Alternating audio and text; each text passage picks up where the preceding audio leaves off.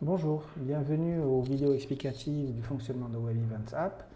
Aujourd'hui, on va voir comment on peut créer un exposant dans un événement Web Events. Alors, la première étape, c'est d'aller sur l'onglet Exposant. Donc, vous avez ici un onglet Exposant.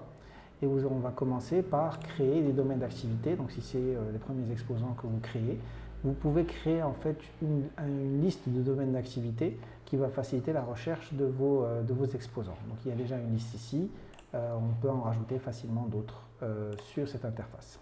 La deuxième étape sera également de créer des catégories de produits, ce qui va également faciliter la recherche pour vos visiteurs, de catégoriser la liste des produits que vos exposants vont pouvoir mettre à disposition. Là, il y a déjà une certaine liste et on peut rajouter autant de catégories que nécessaire. Donc par la suite, on peut commencer à proprement parler par créer un exposant. Donc là, on a déjà la liste des exposants qu'on a. On veut créer un exposant, on va cliquer ici. On a la possibilité déjà de saisir, donc de rajouter son logo. Donc on va pouvoir par exemple ici prendre un logo. Automatiquement, en fait, il y a l'outil de mise en forme qui va adapter la taille de votre image à la taille du logo dans l'application. Mais dans ce cas-là, l'image s'adapte correctement. On peut donc rentrer le nom de l'exposant, on peut rentrer son email, le domaine d'activité, donc sélectionner le domaine d'activité qui va bien, sélectionner le pays, rajouter la ville, la description, le site web, l'adresse physique, le numéro de téléphone, la page Facebook, la page Instagram, l'année de fondation. On peut activer la conférence dans l'espace d'exposant. C'est une fonctionnalité qu'on montrera sur une vidéo ultérieure. On peut activer le chat et on peut activer la prise de rendez-vous. Il y a deux options supplémentaires sur la prise de rendez-vous qui permettent notamment d'autoriser le rajout de pièces jointes lors de demandes de rendez-vous et d'activer les rendez-vous libres, une fonctionnalité qu'on expliquera dans une vidéo ultérieure. À partir du moment qu'on a fait ça, on peut activer l'exposant et l'enregistrer. Alors pour l'exercice et pour aller plus vite, en fait, la liste des exposants l'exposant est déjà créé. Donc je vais aller le visualiser ici. En cliquant sur la petit pinceau, on va pouvoir voir donc la fiche que j'ai renseignée. Et je peux déjà pouvoir l'affecter à mon événement, puisqu'on a déjà plusieurs événements qui sont créés, et je peux dire que cet exposant-là, il est sur cet événement-là, il peut être sur plusieurs événements si nécessaire. Par la suite, on va pouvoir créer des responsables. Donc, dans chaque stand, il peut y avoir un ou plusieurs responsables. C'est les personnes qui vont répondre notamment aux messages des visiteurs, qui vont également réaliser des visioconférences avec les visiteurs si nécessaire. Donc pour ce faire, on va venir ici créer un responsable. Donc on va saisir son nom, on va saisir son prénom, son email, on va saisir bien sûr son poste, on peut saisir sa page LinkedIn et on va dire est-ce qu'il est autorisé à faire de la visioconférence ou uniquement à répondre à des messages. D'accord ?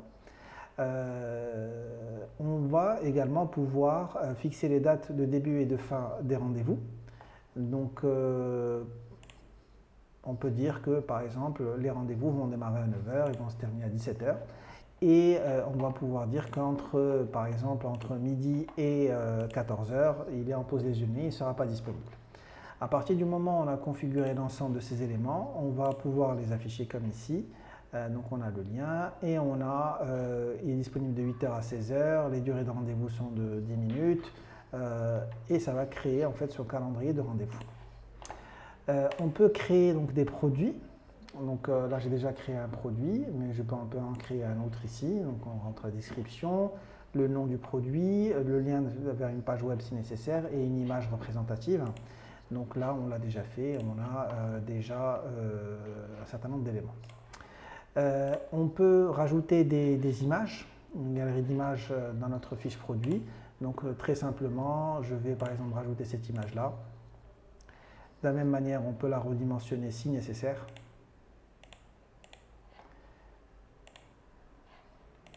Et on la rajoute. On peut rajouter des vidéos. D'accord ?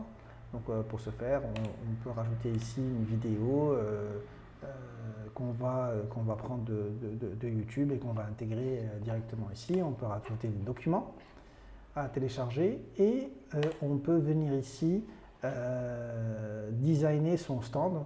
Donc ça sera une vidéo séparée donc, sur comment on peut personnaliser le stand, mais pour le moment donc, on a pu rajouter un des designs qui sont disponibles et on a pu l'affecter à cet exposant là. Et donc à partir de ce moment là, sur la plateforme, le stand va s'afficher avec l'ensemble des informations qui ont été saisies. Et donc avec le bouton pour la prise de rendez-vous, on va pouvoir sélectionner le responsable qu'on a créé. Donc si on sélectionne son responsable, on va pouvoir voir les créneaux qui sont créés automatiquement et on va pouvoir échanger par message avec ce responsable. Donc on peut lui envoyer un message. Donc voilà de manière synthétique comment on crée un exposant sur Web Events App. Donc l'ensemble de ce qu'on a vu ici est réalisable soit par l'organisateur, soit par l'exposant lui-même, puisque l'exposant dispose d'un back-office. À partir du moment où vous avez saisi cette information-là, donc le nom de l'exposant, son email, il reçoit automatiquement un email qui lui donne un accès à la même interface qui va lui permettre de paramétrer l'ensemble de ces éléments. Voilà pour la vidéo de création des exposants.